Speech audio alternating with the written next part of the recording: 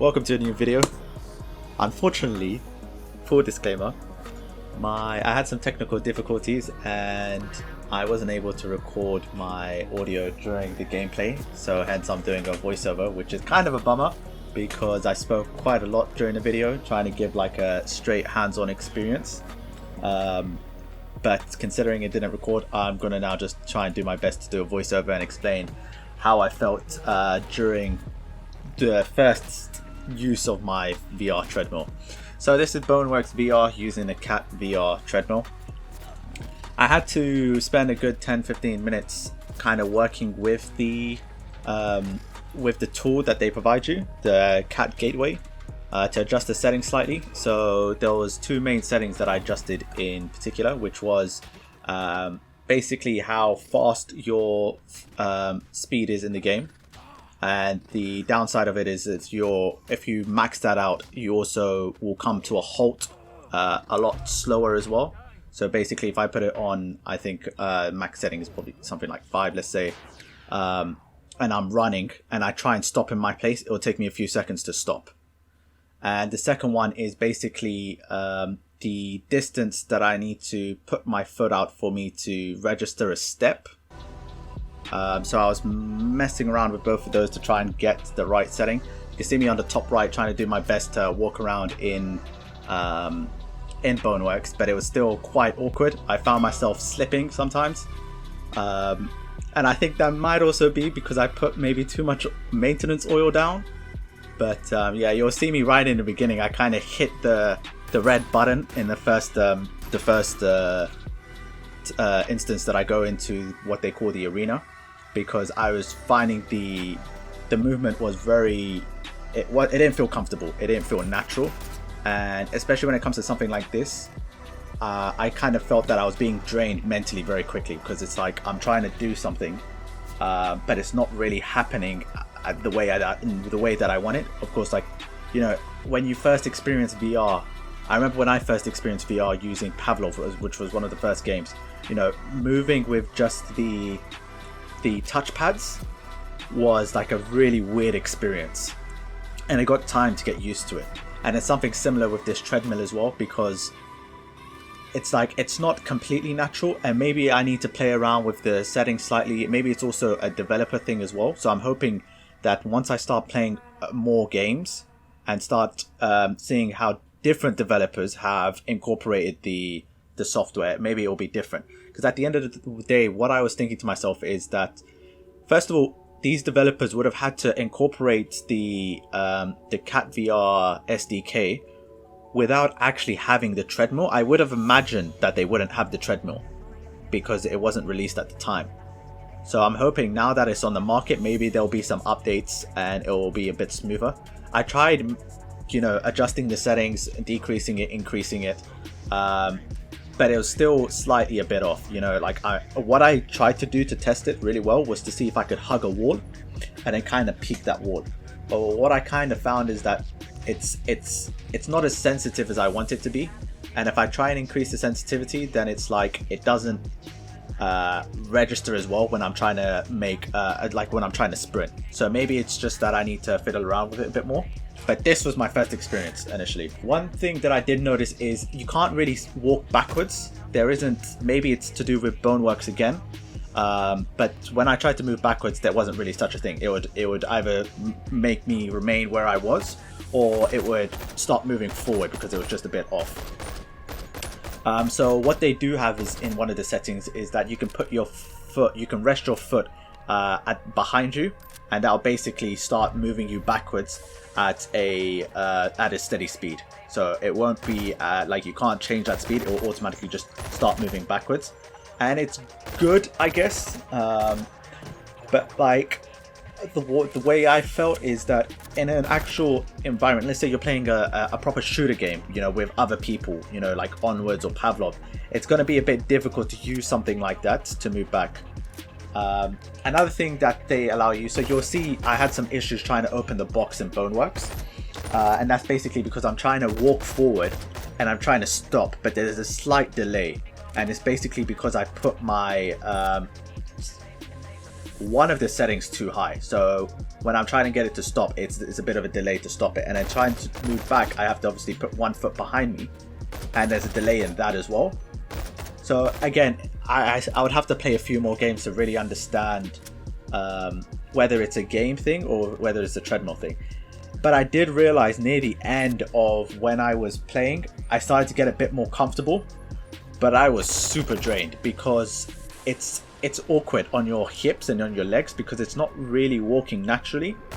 So it's like when I'm walking, I'm slipping at the same time because I guess that's kind of how it's designed. Hopefully when I've got a few more hours, well, I don't think I've got an hour on it yet.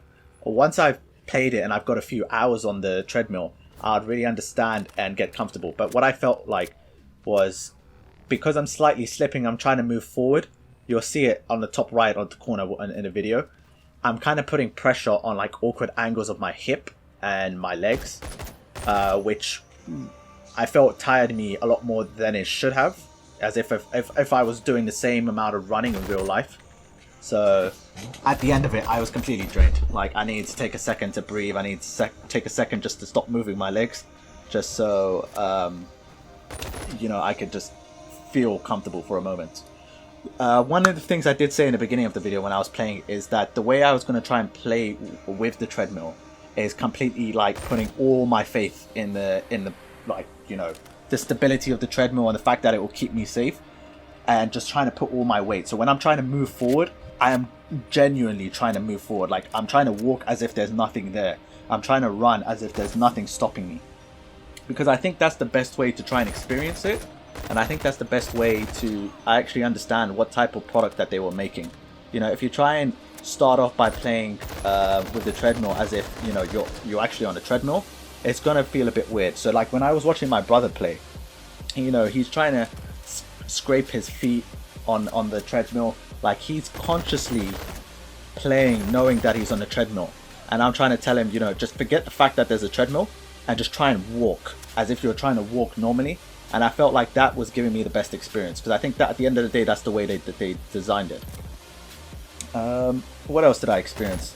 So one of the things that's quite annoying is the tracking. So as I would have mentioned before, you get the choice of moving, like the way you want to move around. So you can use your controllers as the direction to move around, or you can use your headset as the direction to move around, or there's another setting which is the headset and body.